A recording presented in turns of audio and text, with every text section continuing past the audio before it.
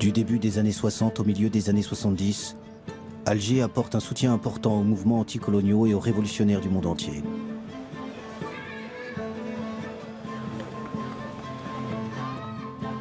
Une fois l'indépendance acquise, après 8 années d'une guerre cruelle, l'Algérie de Ben Bella, puis celle de Boumedienne, sera une terre d'accueil de militants du tiers-monde en lutte contre l'oppression coloniale ou raciale.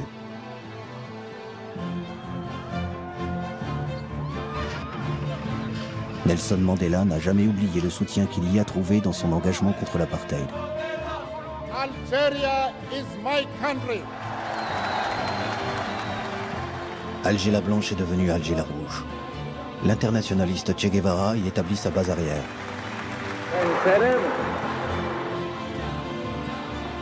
Le leader afro-américain, Eldridge Cleaver, veut en faire le centre de rayonnement international du Black Panther Party.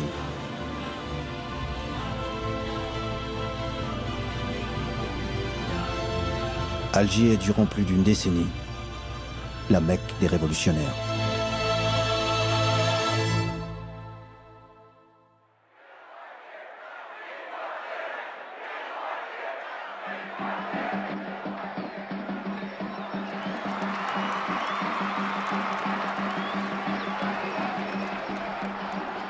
Juillet 1962. L'allégresse est dans les rues d'Alger. Les Algériens fêtent leur indépendance et la fin de 8 années de guerre.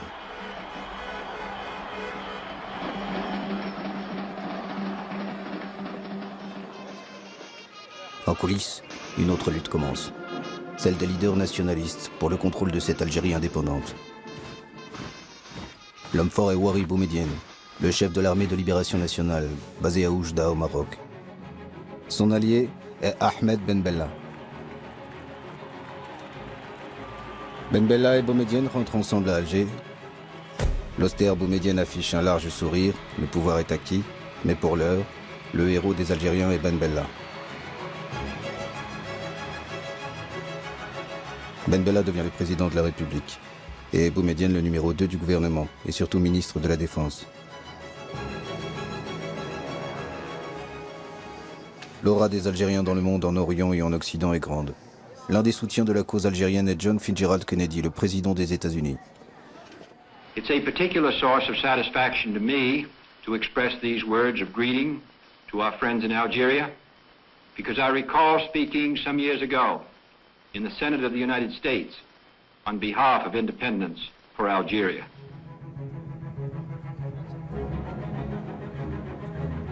En octobre 1962, Ahmed Ben Bella se rend à New York pour la cérémonie officielle de l'entrée de son pays en tant que 109e membre de l'Organisation des Nations Unies.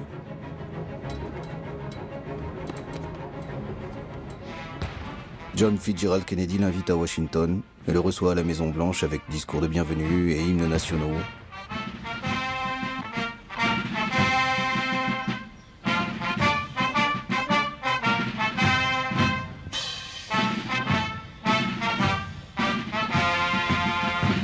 Les fausses notes de l'hymne algérien joué par les Américains n'enlèvent rien à la volonté de Kennedy de marquer cette visite par des gestes amicaux. Même la première dame des États-Unis, Jackie Kennedy, et le petit dernier John viennent voir de près le héros algérien du combat pour l'indépendance.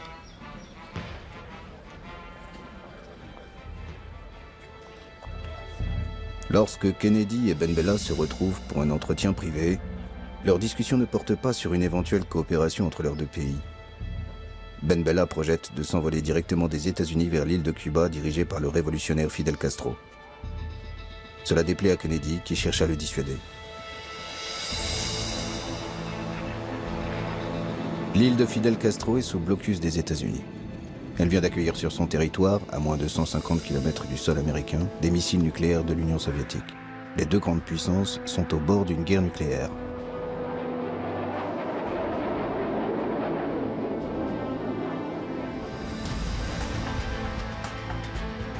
C'est dans ce contexte que Ben Bella arrive à La Havane dans un avion cubain venu le chercher discrètement à New York avec l'accord des Américains malgré le blocus. Jouant les Don Quichotte, Ben Bella projetait de faciliter le dialogue entre Cuba et les États-Unis. Mais l'accueil chaleureux de Castro transforme cette visite en un soutien inconditionnel à Cuba.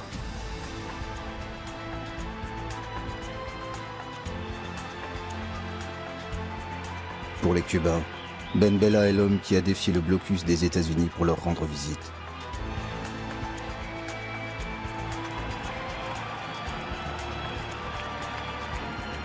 À Cuba, il y a le grand et charismatique Castro, mais il y a aussi son compagnon, le révolutionnaire internationaliste argentin Che Guevara.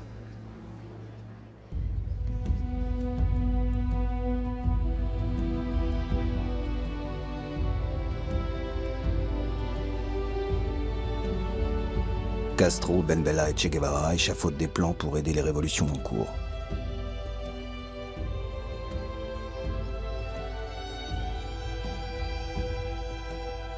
L'Amérique du Sud n'est pas mûre pour un soulèvement. L'Afrique est le maillon faible de l'impérialisme, dit Che Guevara à Ben Bella, qui en est aussi convaincu.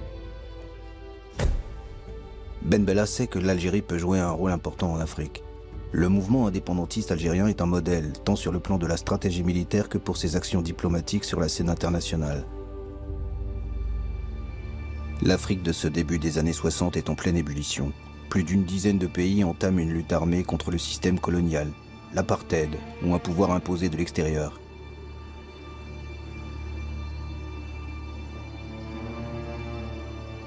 Dès avant l'indépendance, plusieurs leaders révolutionnaires africains viennent voir de près ce modèle.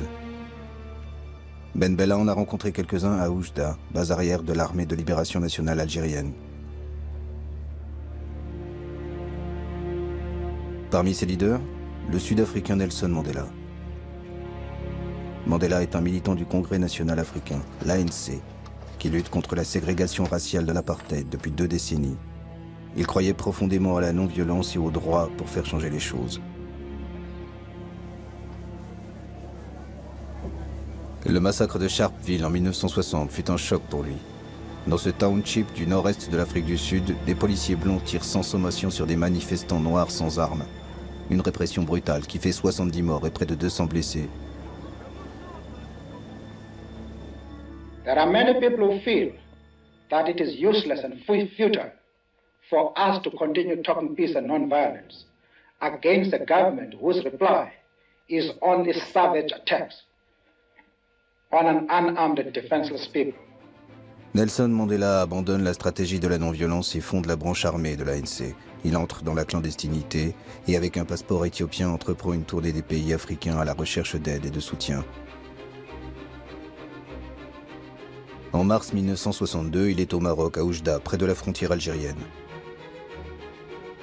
C'est dans ce camp militaire que Mandela participe à quelques entraînements avec des combattants algériens. Il retiendra surtout les leçons de stratégie révolutionnaire prodiguées par les Algériens. La lutte armée n'a pas pour objectif de remporter une victoire militaire, mais de libérer les forces politiques qui feront tomber l'ennemi.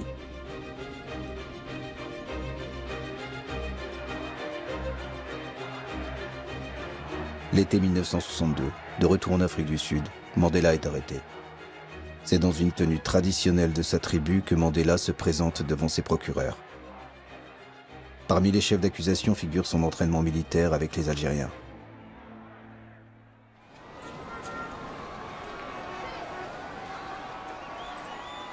À l'automne 1962, Ben Bella dirige un pays désorganisé qui a du mal à se relever de 8 ans de guerre et du départ massif des Européens d'Algérie.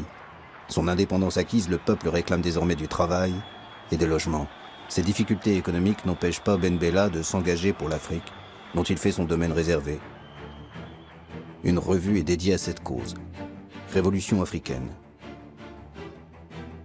La direction est confiée à Jacques Vergès, l'avocat français des militants du FLN algérien durant la guerre d'indépendance. Jacques Vergès connaît plusieurs leaders africains qu'il a rencontrés à Oujda. Révolution africaine affiche dès ses débuts sa dénonciation du colonialisme et de l'impérialisme et leur sainte alliance en Afrique. En ce début de l'année 1963, les principaux collaborateurs de cette revue sont des journalistes français de gauche ou d'extrême gauche.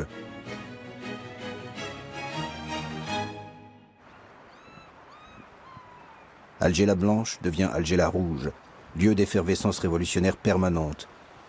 L'Algérie est l'apôtre des territoires encore colonisés ou victimes de l'impérialisme occidental. Quelques mois seulement après son indépendance, l'Algérie ouvre ses portes à tous les damnés de la terre. Les manifestations, les meetings se succèdent pour apporter un soutien aux pays frères africains qui luttent contre la dernière puissance coloniale en Afrique, l'Empire portugais, ou contre l'apartheid.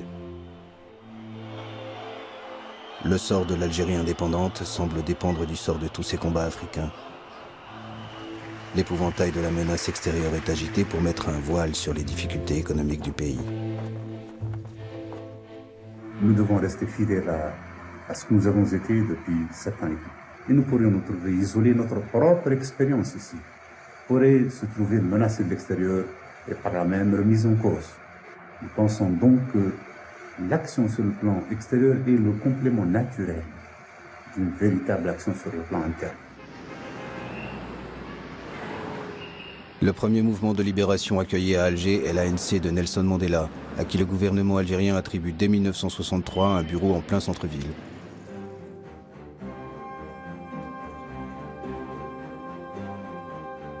Les militants de l'ANC sont rejoints par des représentants de la Namibie et de la Rhodésie.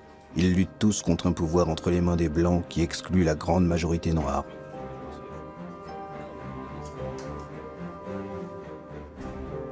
Comment vivez-vous ici? Avec quel argent? Avec quels moyens? Eh bien, c'est grâce à le soutien du gouvernement algérien, du parti. C'est lui qui vous donne de l'argent, qui vous donne les moyens de vivre, qui vous loge? Qui nous loge, donne tout ce que dont nous avons besoin, y compris les billets de voyage pour assister aux conférences internationales, afin de mobiliser l'opinion internationale. L'année suivante, d'autres mouvements de libération africains s'installent dans la capitale algérienne. Le Mozambique est représenté par le Frélimo, la Guinée-Bissau et le Cap-Vert par le PAIGC d'Amilcar Cabral, l'Angola par le MPLA et le FNLA.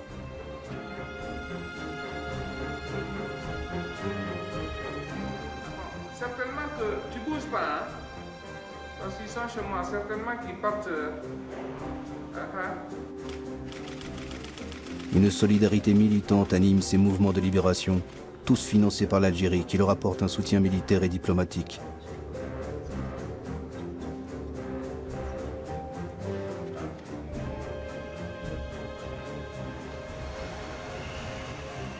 Une belle villa au centre-ville est mise à leur disposition.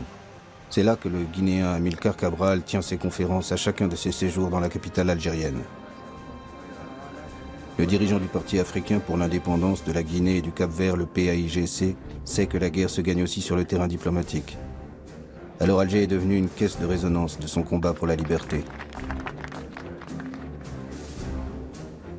Cabral, qui a le sens de la formule, qualifie un jour Alger de Mecque des révolutionnaires. À un journaliste qui lui demande d'expliquer cette formule, Cabral répond « Les musulmans vont en pèlerinage à la Mecque, les chrétiens au Vatican et les mouvements de libération à Alger. »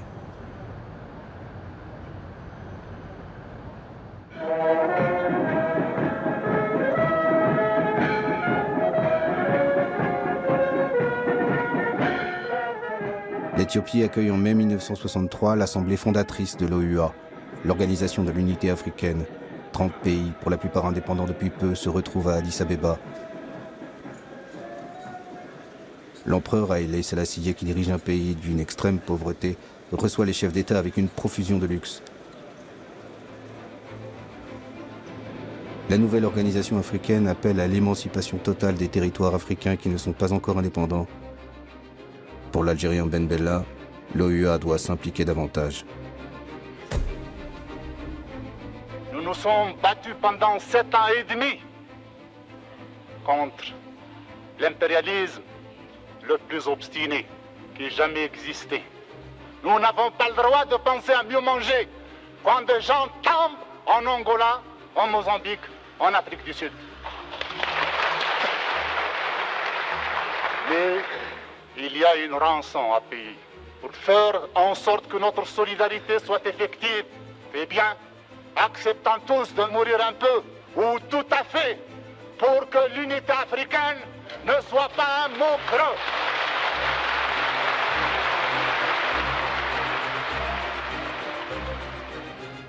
Ben Bella, qui affirme disposer de 10 000 volontaires algériens, n'obtient pas la création de bataillons africains pour venir en aide au mouvement de libération sur le continent. Mais un comité de coordination pour la libération de l'Afrique est créé. Ses actions militaires seront dirigées par l'ancien maquisard algérien Mokhtar Kerkeb.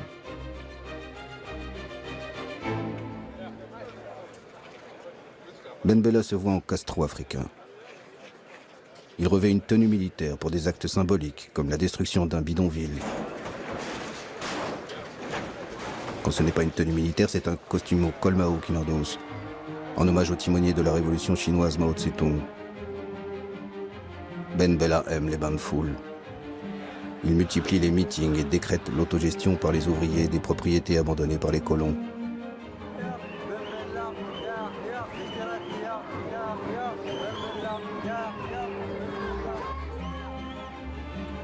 Alger la révolutionnaire se doit d'être exemplaire, donner l'image d'une ville propre, en mobilisant sa population par des slogans, à l'instar de ceux que l'on trouve dans les pays communistes de l'Europe de l'Est. L'option socialiste est engagée, proclame la propagande gouvernementale, mais un socialisme compatible avec la religion, l'islam.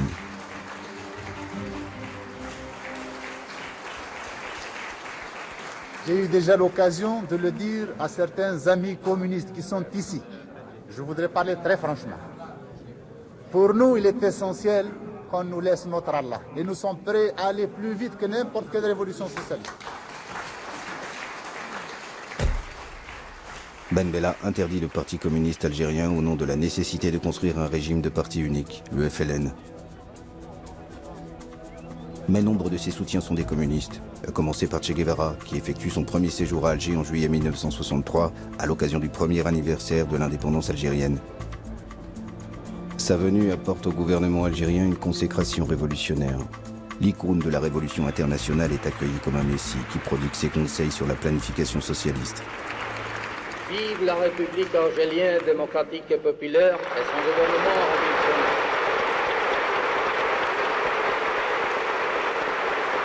Ben Salem.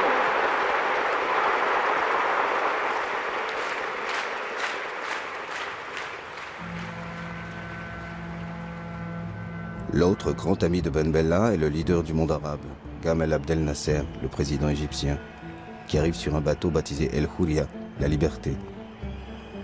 Les deux hommes se connaissent depuis les années 50, lorsque Ben Bella était accueilli au Caire durant la guerre d'Algérie.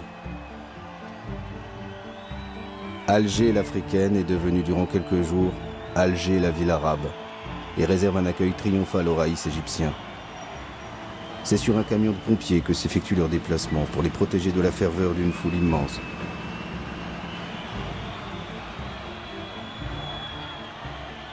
La proximité idéologique est très forte entre Ben Bella et Nasser. L'un et l'autre prônent un socialisme compatible avec l'islam. Le grand frère Nasser enverra à Ben Bella quelques conseillers politiques et des milliers d'enseignants pour une Algérie qui entame une campagne d'arabisation.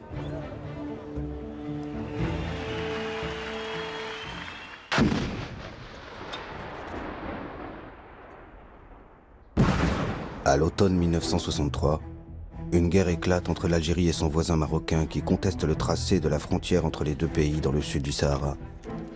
Un tracé hérité de l'ère coloniale, jamais accepté par le Maroc, qui décide de récupérer par la force la bande de sable revendiquée.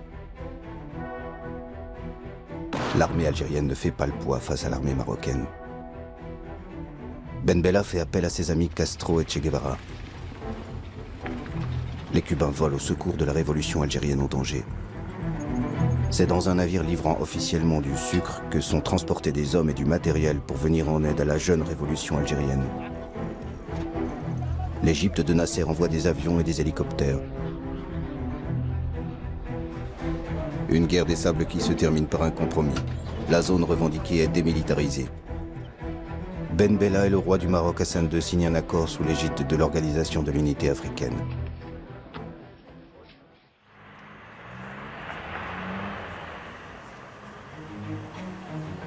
Che Guevara est presque chez lui à Alger. Ses séjours sont de plus en plus longs dans la capitale algérienne. Entre Ben Bella et Che Guevara, la complicité est évidente.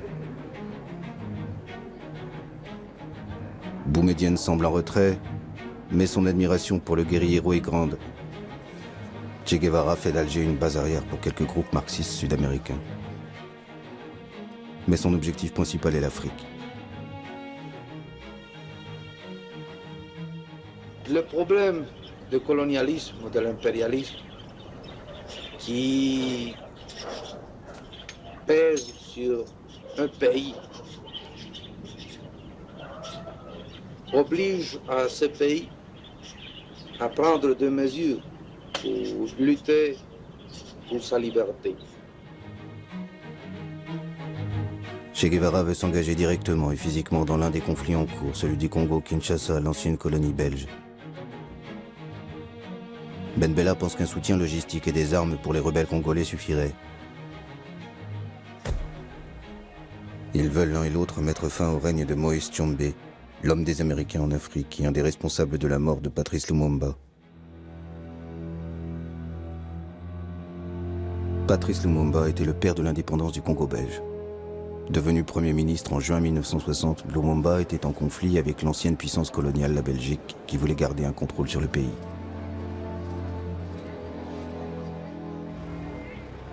À l'instigation des Belges et des Américains, Patrice Lumumba est arrêté par le colonel Mobutu, chef d'état-major de l'armée. Il est brutalisé sous les yeux de sa femme et de son fils.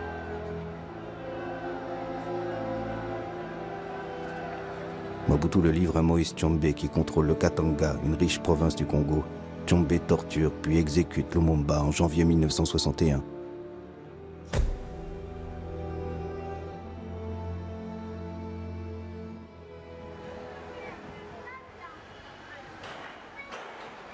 Alger se souvient de Patrice Lumumba, celui qui a payé de sa vie sa soif de liberté pour son peuple. Che Guevara aura aussi son boulevard à titre posthume. Les légendes des deux hommes se croisent dans cette ville d'Alger.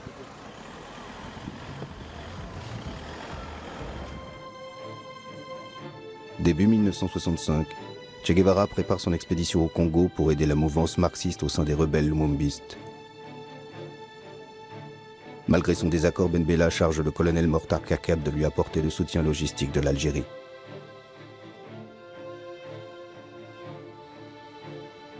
Che Guevara rejoint le maquis congolais en avril avec quelques guérilleros cubains chargés de l'instruction militaire des Congolais. Après quelques mois, cette expédition est un échec. Le Che et ses guérilleros se retirent du Congo et quittent l'Afrique pour d'autres foyers de guérilla en Amérique du Sud.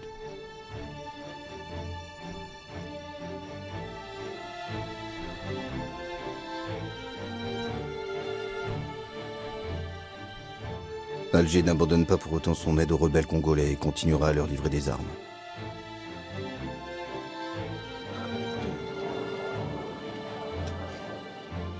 En Angola, où plusieurs mouvements luttent contre le colonialisme portugais, Alger soutient autant le marxiste Agostinho Neto que le pro-occidental Roberto Holden. L'Algérie n'est pas à un paradoxe près. Elle aide un homme largement financé par les Américains qui ne veulent pas que les marxistes prennent un jour le pouvoir en Angola. Avez-vous des contacts personnels avec M. Ben Bella? Je peux dire que nous avons des contacts personnels avec lui. D'ailleurs, nos officiers, comme vous avez pu le constater ici, ont été formés à l'école de guerre algérienne. Et ce qui fait que nos contacts avec les Algériens sont très bons et très poussés. En cette année 1965, Ben Bella est au sommet de sa popularité. Une popularité qui, croit-il, lui permettrait de s'affranchir de la tutelle du colonel Boumedienne qui l'avait aidé à prendre le pouvoir. Il décide même de remanier le gouvernement en écartant quelques proches de Boumedienne. Le conflit entre les deux hommes est manifeste. Mais Ben Bella pense que c'est une simple brouille qui sera vite oubliée. C'est un homme détendu, comme libéré d'une contrainte, qui tient un meeting le 17 juin 1965. Certains commentaires de presse, ou ce qu'appelle cette presse, d'éventuels conflits qui existeraient au sein de la direction révolutionnaire en Algérie. Eh bien, cette presse ment. Cette presse ment car en Algérie, il y a un régime et il y a une direction plus unie que jamais, qui est plus décidée aussi que jamais à faire face aux complots d'où qu'ils viennent et surtout les complots extérieurs.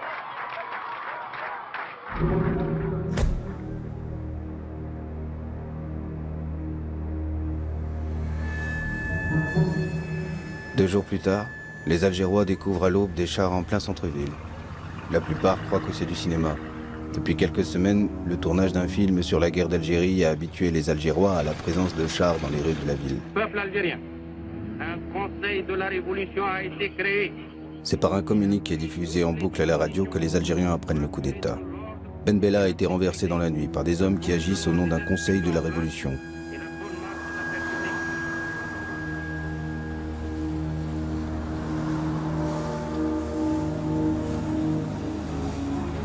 La majorité des Algériens pensent que c'est un simple drame joué au sommet du pouvoir. Seuls 2 à 3 000 manifestants descendent dans les rues d'Alger.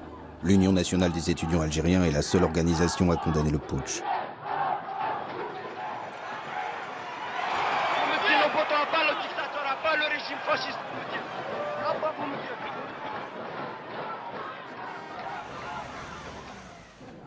Le pouvoir acquis, il reste aux hommes de Boumedienne à faire oublier leur image de putschiste et redorer le blason révolutionnaire de l'Algérie auprès de la presse internationale. Rien n'est changé en Algérie. Quant aux lignes fondamentales, quant aux principes, nous revenons seulement à la source. La source révolutionnaire est sur la base des principes inscrits en lettres de sang au cours de cette année et demie de lutte.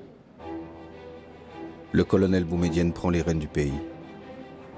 Ses hommes de confiance sont Qaïd Ahmed et Abdelaziz Bouteflika, qui étaient tous les deux à ses côtés déjà avant l'indépendance. Boumedienne cumule les fonctions de président du Conseil et de ministre de la Défense, car il sait que l'armée est la véritable détentrice du pouvoir en Algérie, une armée qui sera de mieux en mieux structurée et équipée. Après le coup d'État, le style a changé, mais pas les orientations de politique étrangère. La flamboyance de Ben Bella fait place à la sobriété de Boumedienne. Alger reste fidèle au principe de soutien inconditionnel aux exilés et militants venus de tous les continents. Même les petites organisations comme le Mouvement pour l'autodétermination et l'indépendance de l'archipel des îles Canaries sont aidées par Boumedienne. Le mouvement d'Antonio Cubio mène une campagne internationale contre la domination espagnole du régime franquiste sur les îles Canaries. Sous Boumedienne, Alger continue à être la capitale des révolutionnaires de toutes obédiences. Avant, Moscou était le centre de tous les mouvements révolutionnaires à l'époque. Maintenant, c'est devenu... Enfin, vous savez, il y a un déplacement du centre de gravité. Oui, des centres de gravité révolutionnaires vers le tiers-monde.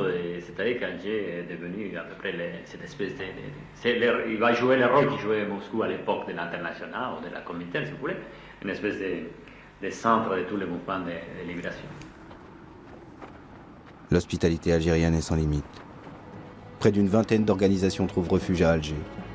Mais cette hospitalité n'est pas sans nuance ni hiérarchie. Il y a ceux dont la représentation a rang d'ambassade et sont logés dans les villas de quartiers chics ou dans de beaux appartements du centre-ville.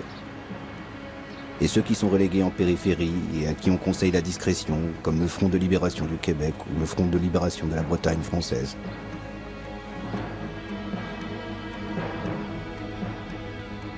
Oscar Montero est le représentant à Alger du Front de libération du Mozambique. Sa délégation compte une dizaine de personnes, entièrement prises en charge par le gouvernement algérien. L'Algérie assure également l'entraînement militaire de plusieurs centaines de combattants mozambicains.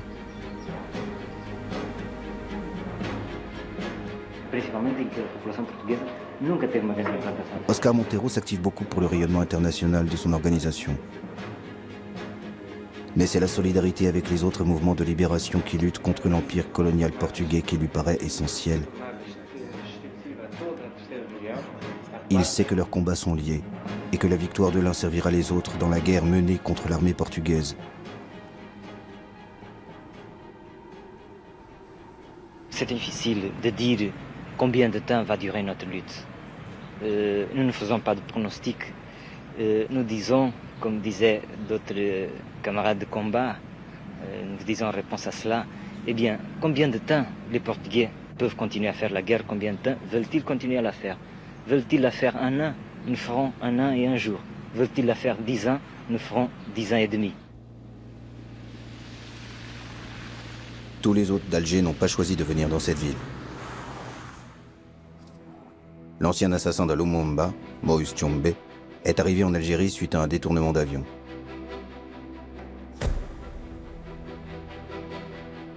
En cette année 1967, Moïse Tchombe était en exil en Espagne. C'est lors d'un voyage que son avion est détourné vers Alger par une de ses relations d'affaires.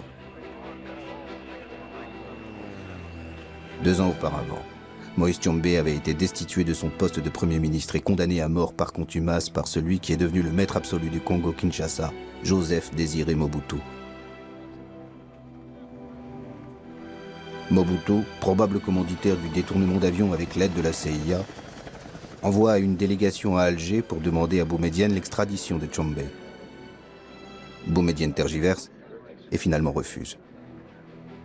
Nous avons parlé de crimes contre l'humanité africaine.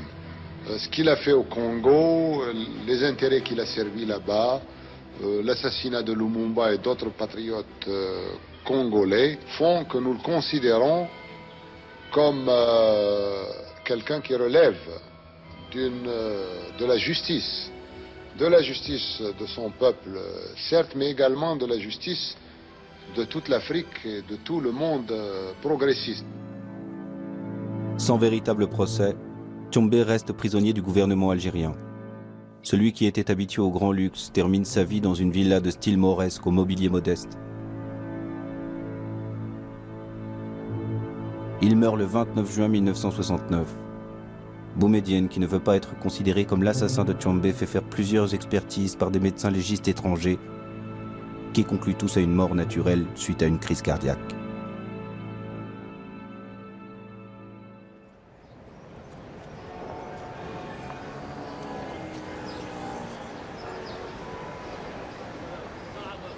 La première représentation de la Palestine en Algérie est celle du Fatah de Yasser Arafat, à laquelle est conféré un rang d'ambassade.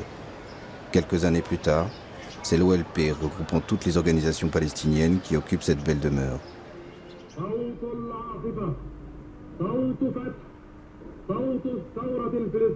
Vers le milieu des années 60, on trouve à Alger plusieurs milliers de Palestiniens. La plupart d'entre eux sont des réfugiés, étudiants ou travaillant pour l'Algérie. Jusqu'en 1967, l'aide algérienne à Yasser Arafat est plus diplomatique que militaire. Seulement quelques centaines de fidaïns palestiniens sont entraînés en Algérie.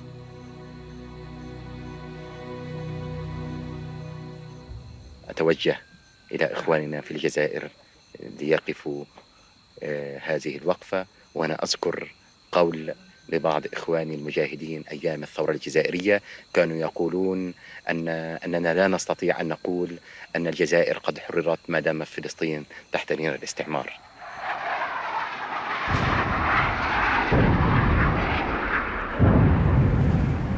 Le 5 juin 1967, Israël attaque ses voisins arabes et détruit le potentiel militaire de 3 pays, l'Égypte, la Syrie et la Jordanie.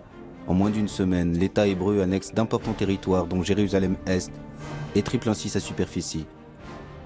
L'armée égyptienne, la plus importante de la région, est dévastée. Le cessez-le-feu réclamé par l'ONU est accepté par les armées arabes défaites. Une humiliation envahit le monde arabe. À Alger, cette défaite est vécue comme un séisme, malgré l'éloignement du champ de bataille. Les Algériens descendent dans la rue pour réclamer vengeance et poursuite de la guerre. L'impérialisme anglo-américain est pointé du doigt comme responsable et coupable d'avoir armé Israël. Il ne fait aucun doute qu'au Moyen-Orient, l'impérialisme a frappé par instruments interposés. Si nous ajoutons cet élément aux autres éléments africains, peut-être même qui sont passés en Asie ou en Europe, d'autres, nous sommes obligés d'aboutir à la conclusion qu'il y a un plan impérialiste qui est mis en application. Le gouvernement algérien rompt ses relations diplomatiques avec les États-Unis. Les représentations américaines sont attaquées, le centre culturel saccagé. Des volontaires se déclarent prêts à aller au combat aux côtés de leurs frères arabes. Ouari Boumedienne se met au diapason de son peuple et mobilise son armée qu'il envoie en Égypte. Mais l'Égypte n'est pas en état de reprendre le combat. L'armée algérienne reviendra au pays au bout de quelques mois, sans avoir combattu.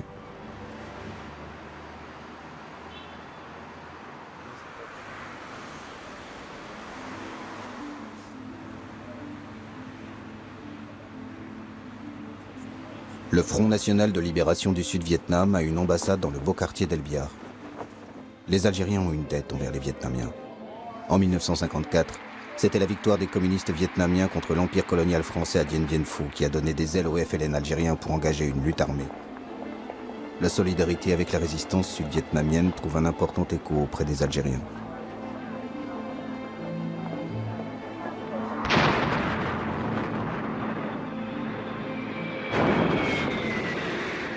Depuis une dizaine d'années, les États-Unis sont engagés militairement pour imposer un gouvernement au Sud-Vietnam.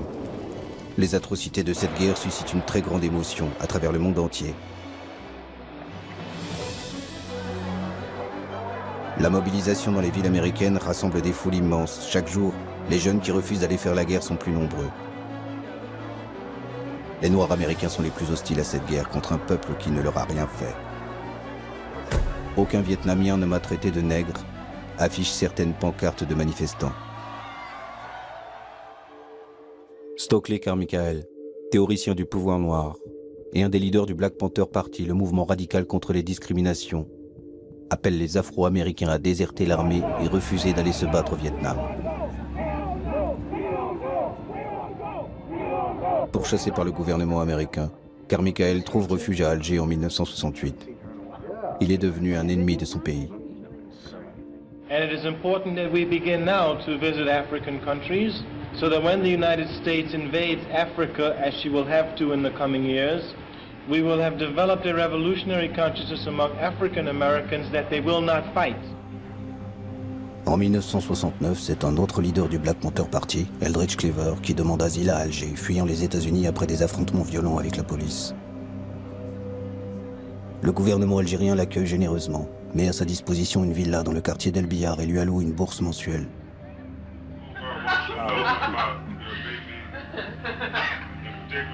Cleaver s'installe en famille. Avec sa femme Kathleen et d'autres militants qui les ont rejoints, il crée la section internationale des Black Panthers, une sorte d'ambassade du peuple noir d'Amérique, à un moment où les États-Unis n'ont plus de représentation diplomatique à Alger.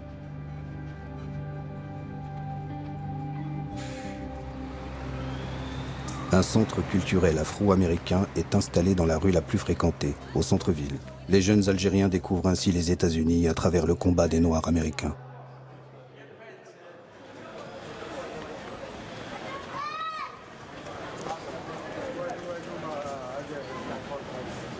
Comme pour tous les révolutionnaires en visite à Alger, le pèlerinage dans le quartier de la Casbah est incontournable pour Eldridge Cleaver. La Casbah est le lieu mythique de la bataille d'Alger qui avait servi de caisse de résonance au combat des Algériens dans les années 50. Je voudrais savoir aussi quels sont les moyens qu'ils emploient pour parvenir à leur but. What are the means you are employing to reach your... Guns. La force. La force, le fusil. Le fusil. Uniquement le fusil. He asked if it's the only guns. He asked if it's the only guns. And bombs, you know, guns, just like you had to do it here. The way you did it here, with understanding of the problem, with the ideology for liberation, and with fighting men who would put the ideology into practice. Eldridge Cleaver veut créer une armée de libération du peuple afro-américain. Une stratégie radicale à laquelle s'opposent les leaders des Black Panthers restés aux États-Unis. Il découvre à Alger les mouvements de libération africains. Son ambition est de s'inscrire dans l'idéologie panafricaniste qui préconise la solidarité entre les Noirs de par le monde.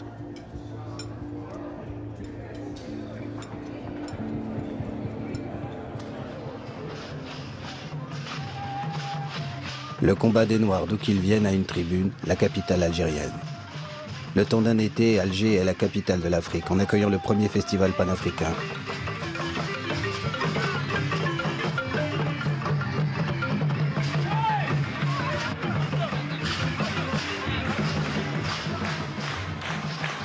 En ce mois de juillet 1969, Alger connaît la même allégresse que lors des premiers jours de l'indépendance. L'Afrique indépendante côtoie l'Afrique combattante.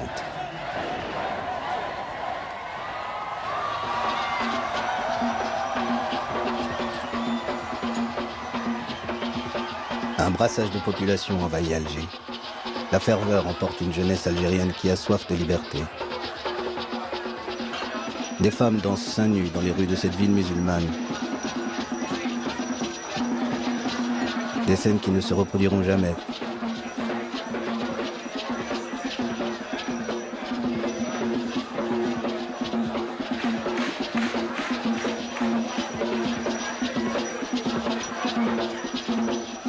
Les jeunes Algériens se sentent aussi africains et vibrent au son de musique qu'ils découvrent. Myriam Makeba illumine le festival de son aura de chanteuse engagée, chassée de l'Afrique du Sud par le régime de l'apartheid. Myriam Makeba rend hommage en chanson et en arabe à l'Algérie, terre d'asile des combattants de la liberté.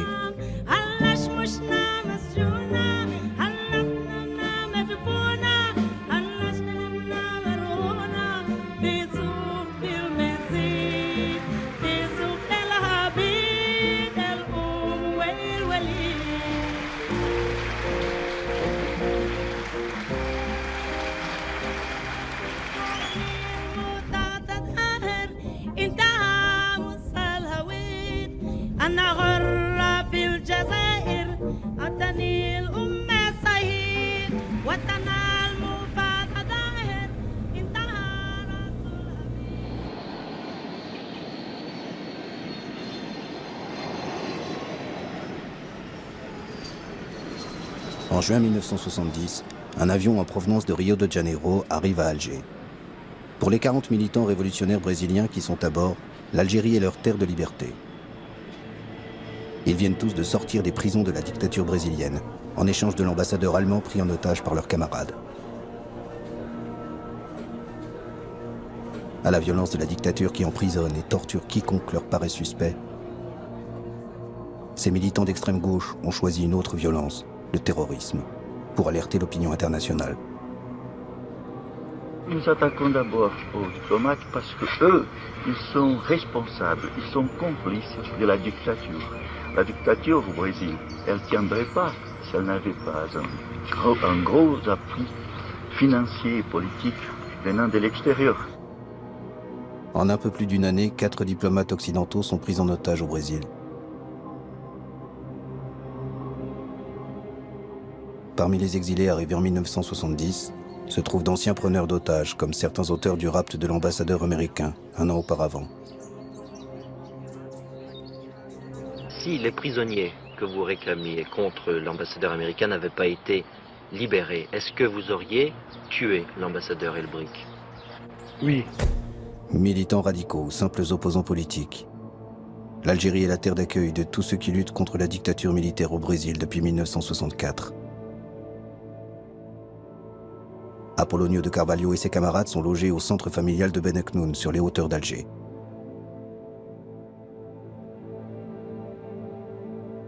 Certains d'entre eux partiront vers d'autres destinations, en Europe ou à Cuba.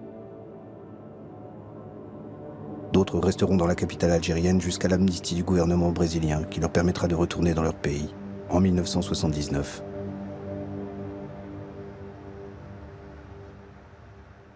A Delta Airlines DC-8 hijacked yesterday in Florida landed today in Algeria.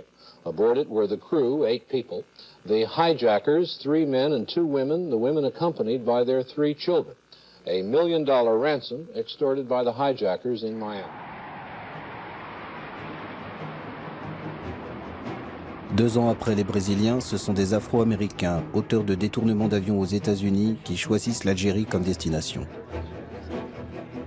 À l'été 1972, 2 avions américains atterrissent à l'aéroport d'Alger. Les pirates arrivent avec des rançons extorquées aux compagnies aériennes et veulent rejoindre les Black Panthers.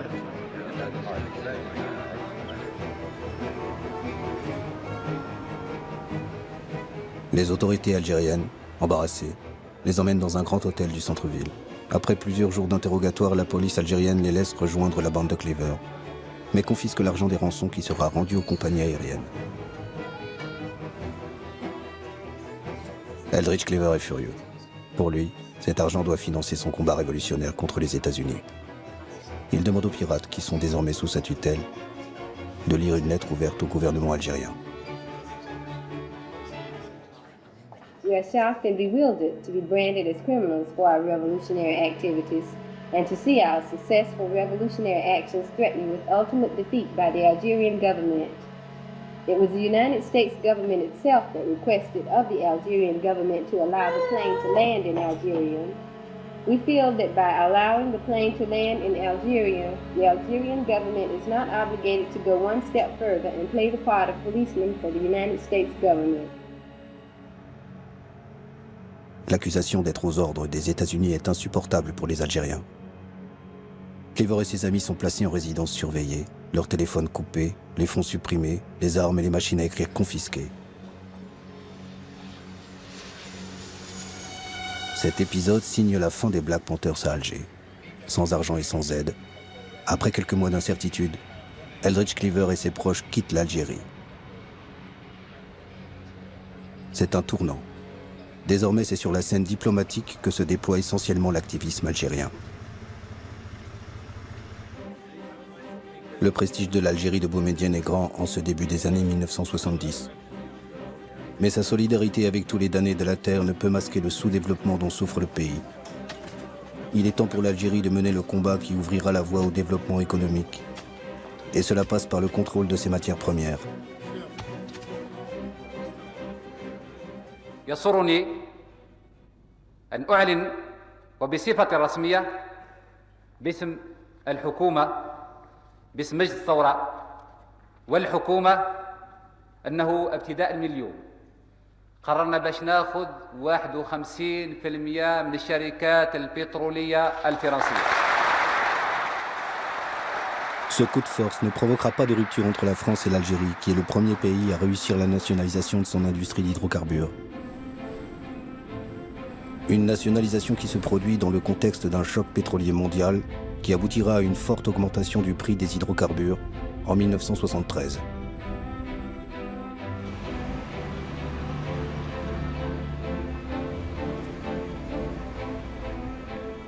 Cette même année, Houari Boumedienne accueille à Alger le sommet des non-alignés en leader du tiers-monde. Un tournant pour cette organisation qui prône l'union des pays pauvres contre les pays riches. Pour la première fois, les deux grandes puissances, les États-Unis et l'Union soviétique, sont placés sur un pied d'égalité.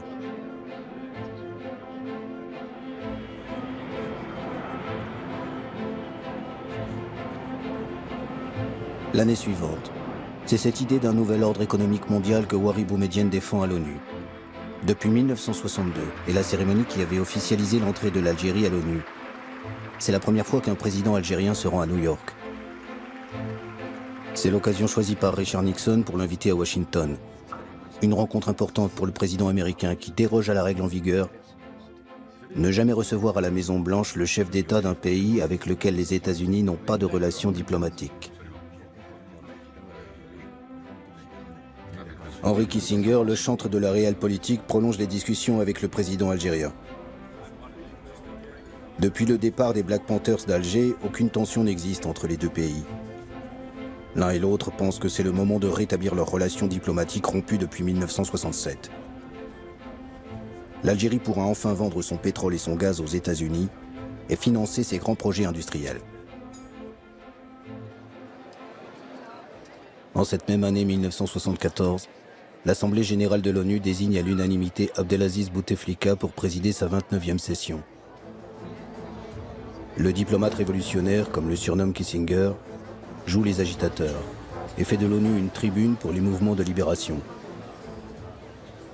Bouteflika rallie habilement une grande majorité de pays à la cause palestinienne et accueille Yasser Arafat à l'ONU. Le dirigeant palestinien découvre que la diplomatie est aussi importante que la lutte armée et fait pour la première fois une offre de paix.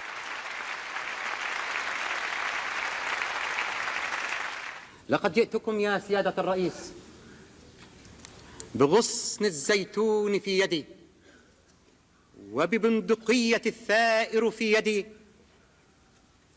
فلا تسقط الغصن الأخضر من يدي لا تسقط الغصن الأخضر من يدي لا تسقط الغصن الأخضر من يدي.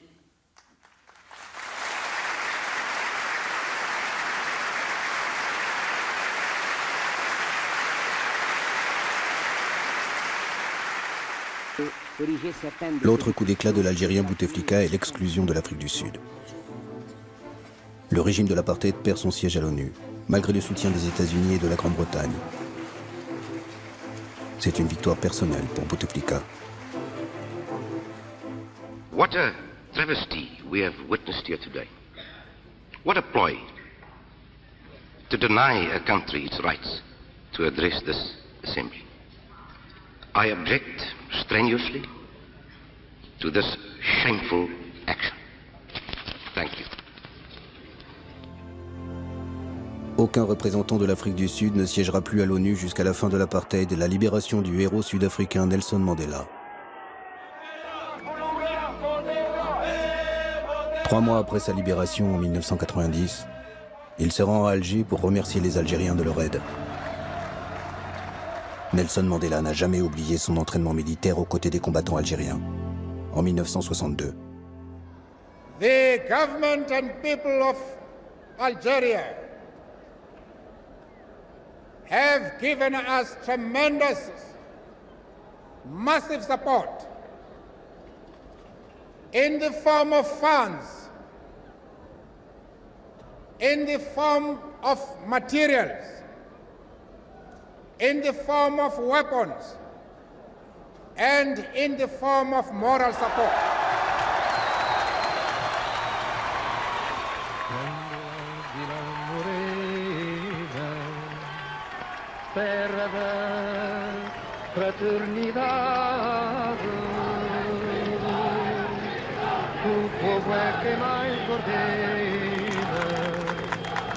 Le Portugal, dirigé jusque-là par un régime fasciste, devient une terre de fraternité au cours de cette année 1974.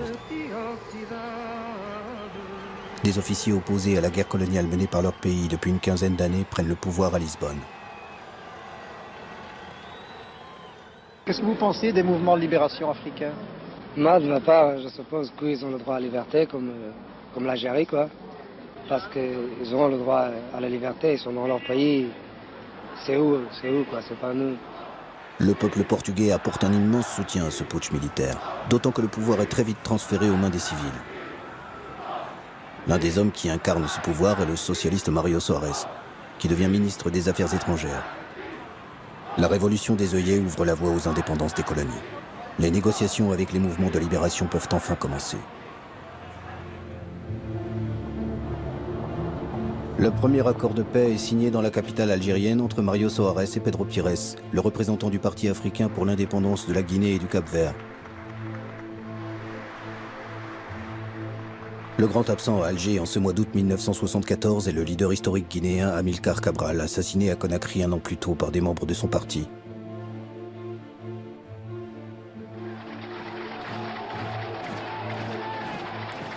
Après la Guinée-Bissau, ce sera au tour du Cap-Vert, du Mozambique et de l'Angola de fêter leur souveraineté. Mais les indépendances ne mettront pas fin aux souffrances des peuples. En Angola et au Mozambique, aux guerres d'indépendance succéderont les guerres civiles entre les différents clans nationalistes pour le contrôle du pouvoir.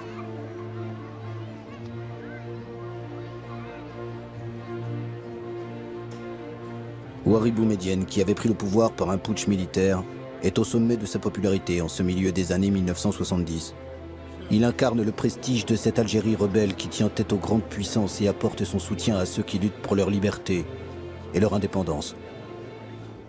Un pays tiraillé entre un idéal révolutionnaire hérité de sa guerre de libération et les exigences d'un peuple avide de progrès économique et de liberté démocratique. L'Algérie change, mais elle continuera à être pendant encore quelques années une destination privilégiée des pirates de l'air et preneurs d'otages. Ainsi, le terroriste Carlos choisira Alger en décembre 1975 pour libérer les ministres de l'Organisation des pays exportateurs du pétrole, pris en otage à Vienne en Autriche. C'est le cas également des militants de l'armée rouge japonaise qui détourneront un avion en octobre 1977 pour faire libérer 6 de leurs camarades. Dans les deux cas, le gouvernement algérien justifiera l'asile donné aux terroristes par des raisons humanitaires. La vie des otages contre la liberté garantie aux terroristes. Un accord que le ministre algérien des Affaires étrangères Abdelaziz Bouteflika respectera scrupuleusement. Pour les Algériens, leur fierté est d'avoir accueilli ceux qui ont lutté contre le système colonial, le racisme et les gouvernements réactionnaires en Afrique. Alger restera dans les mémoires. Elle aura été durant plus d'une décennie la Mecque des révolutionnaires.